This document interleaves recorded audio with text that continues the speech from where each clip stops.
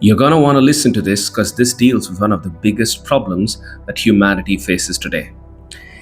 It's a problem that's been raging for centuries and millennia, a problem that man has not been able to solve, a problem that man has at best tried to delay, but not solve it entirely at all. But thanks be to God, 2000 years back, the solution arrived. Here's the problem. The problem is a word that many are afraid of, many are afraid to talk about. Many are scared about it, many detest it, many just don't want to say anything about it because many are afraid of it. And fair enough, it is a big problem. The problem I'm speaking about is called death. Death has been an issue that humankind has been dealing with for a long time. Now, what is really death? I mean, many people think that death is just the physical death that we see at the end, and the physical body deteriorates or falls prey to some sickness or disease or some sort of an accident, and the person is, we say, dead. But is that what death is? Or is there something deeper that we're missing out on? Well, the Bible is the final authority of our lives. And so let's look at what the Word of God says about death. Not in the eyes of how the modern day Christian sees it, but for what it is. You see, in the Garden of Eden, when Adam and Eve have been told not to eat of a particular fruit, they've been told something very important. They're told not to eat of that tree because the day they eat of it, they will surely die. And then we see Adam and Eve actually eating of that tree, and nothing happens. They are not dead. They die later. Adam dies probably 900 years later. But they are not dead. And yet God says, the day that you eat of it, you shall surely die. Did God really mess up his calculations? Did he mess up some sort of computation, or did he just postpone the death? What really happened? Well, when God says something, he says something and he means it. So let's try and dig a little deeper. You see, when God created Adam, God did not create Adam imperfect. God created Adam perfect. How do we know this? Well, God saw all that he had created and he said that it was good. That's what the Word of God says. He said that it was good. It was perfect. He never created anything imperfect. In fact, the Word of God itself says that every good and perfect gift comes from the Father of lights. And so, if God has made something, he's made something perfect. Let's think about Adam for a change. He's in perfect health, he's in perfect everything. But does he have perfect knowledge? Yes, he does. He's got all the knowledge that's needed, all the wisdom that's needed. What does he lack then?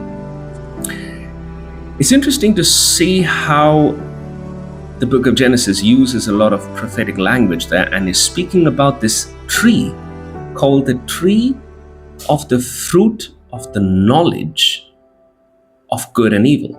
You translate that from Hebrew, it actually goes on to say good along with evil, the knowledge of good along with evil. And why does God not want to give that to Adam? And doesn't Adam already have the knowledge? Well, Adam has all the knowledge that is needed. There's only one knowledge that Adam does not have, and it is the knowledge of rebellion. Let's backtrack a little bit before all of these things happen. You dig deeper into the Word of God, you realize that there was a particular angel called Lucifer who rebels against God Most High, and he rebels. He's the first sinner, actually. He's the first enemy of sorts, and the first one to literally invent rebellion, literally come up with rebellion. And he, along with 1/3 of the angels, fall, and that's what the whole account goes. But here's the deal. Adam had no idea about the rebellion. Adam does not know the rebellion. Adam does not know anything about the rebellion. He has no idea what the rebellion is and that there is an enemy, right? Now, why does God want to shield him from this idea of rebellion? because he knows that the moment the concept of rebellion contaminates Adam's mind and corrupts his mind, Adam will always have a tendency, and his posterity and every one of his offspring and his generations will then finally develop this nature which will be taught and passed down from tradition and all that stuff of rebellion, of wanting to rebel, or knowing that there is this forbidden thing which you can do, which is not supposed to be done, that is rebel against God Most High. Till then, they didn't know that that was possible, or that already happened, rather. It's this knowledge of rebellion, because that's the only other thing that Adam really does not have.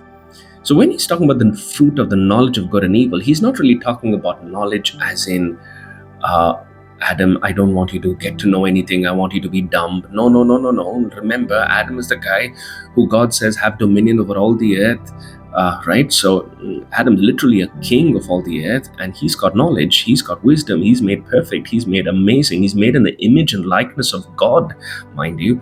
The only thing that God kind of shields him from is this knowledge of rebellion, and for good reason. It's not like God wanted to hide it. God put the tree there so that he knows that that is there, but he doesn't want him to procure that knowledge of rebellion. Why? The moment he would procure the knowledge of rebellion, Adam would enter into something called death. Now, what is death? Death is not just a physical death. It is not just sickness or disease. It's not, the vulnerability of a human body. No, death is much more than all of it. Those are just the symptoms of an infection. Death is an infection that really hit the soul of Adam, his very mind and emotions, and then spread out into his spirit and his body. Death came because Adam accessed and procured that knowledge of rebellion. Death is enmity with God. How do we know that?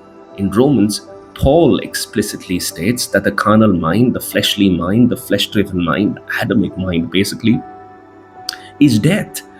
It is enmity with God, he says, and then he says it is death.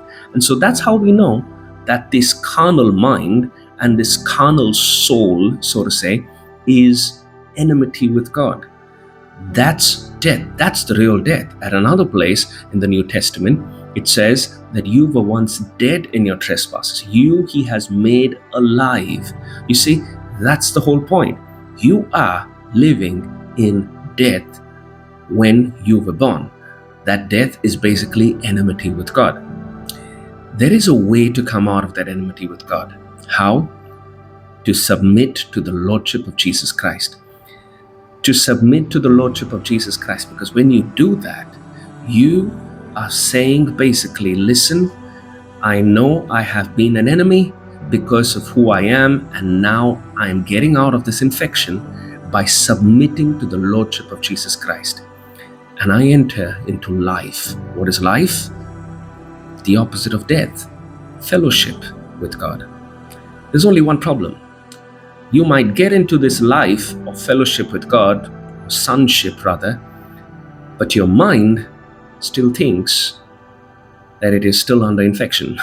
It is still under that infection of death, and your body still thinks it's still under the infection of death. That's why we've got to be trained. That's why we've got to be having our minds renewed. That's why we've got to grow. That's why we've got to mature into Christ, because Christ came with life and life in all its abundance, and Christ is our pattern to imitate, and he walked in absolute life. Life is sonship. Death is enmity with God. Sin, sickness are all symptoms of that same infection. And if the infection has been removed because you are a son, then the symptoms are illegal. They've got to go.